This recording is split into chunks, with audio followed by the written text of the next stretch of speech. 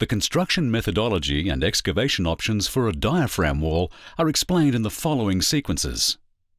A shallow guide wall is constructed first along the alignment of the proposed wall. The guide wall serves to locate the excavation equipment within acceptable tolerances before the retaining wall construction commences. The guide wall is made from reinforced concrete, typically 1 to 1.5 meters deep. Walls are constructed to tight verticality tolerance. Excavation of the diaphragm wall is carried out in panels. A typical panel is excavated in 3 bites: a left bite, a right bite, and lastly removal of the middle dumpling. Bite widths depend on the grab type being used, but 2 to 2.8 meters wide is typical. At the same time as the soil is removed from the panel, bentonite mud is pumped into the excavation to support the surrounding soil, preventing collapse into the excavated trench. Excavation continues until the bite reaches the designed depth. Bentonite mud, or in appropriate circumstances polymer, is batched in an on-site plant, allowed to hydrate to gain full gelling properties, and is then used for temporary excavation support. Typically, bentonite powder in bulk or bagged form is added to water and rapidly mixed in a colloidal mixer to produce the desired concentration of bentonite mud. The mud is usually pumped to a storage tank where it hydrates for up to 12 hours. The bentonite particles swell and absorb the water before it's used to support the excavation.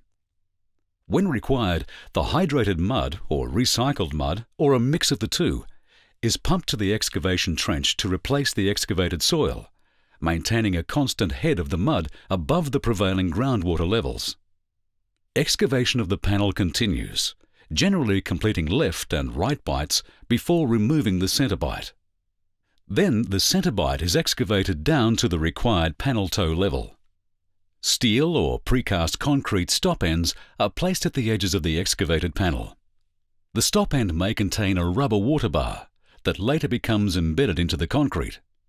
The water bar minimizes water ingress between panel joints once the earth is excavated inside the diaphragm wall. A prefabricated reinforcement cage is then lowered into the excavation between the stop ends. Blockouts for floor slab connections, ground anchors, or other penetrations can be formed in the reinforcement cage. Concrete is poured into the excavation using the Tremie method. This is achieved by use of a hopper and steel tube, extending to the base of the excavation. Typically, 2 hoppers are used for a 6-meter wide panel. The hoppers and tubes are charged with concrete. Then the tubes are lifted off the bottom of the excavation so that the concrete flows out, displacing the lighter bentonite mud upwards. The bentonite is pumped back to the recycling plant as it's displaced. As the concrete level rises in the panel, the Tremie tube lengths are shortened to ensure that fresh concrete is always closest to the concrete-bentonite interface. When the concrete rises to the required level, the Tremie pipes are removed and the concrete is allowed to set. The first panel constructed in a run of wall is called the primary panel. During concreting, the excavation grab and base crane is moved to another location, a safe distance from the concreted panel, and excavation recommenced on another primary panel. The next excavated panel is completed and concreted in the same procedure as just described. Subsequent panels excavated adjacent to a completed panel are called secondary or running panels. The final panel concreted in a run of wall is termed the closing panel, as this panel closes up the length of wall. The stop end is removed from one panel during excavation of the adjacent panel.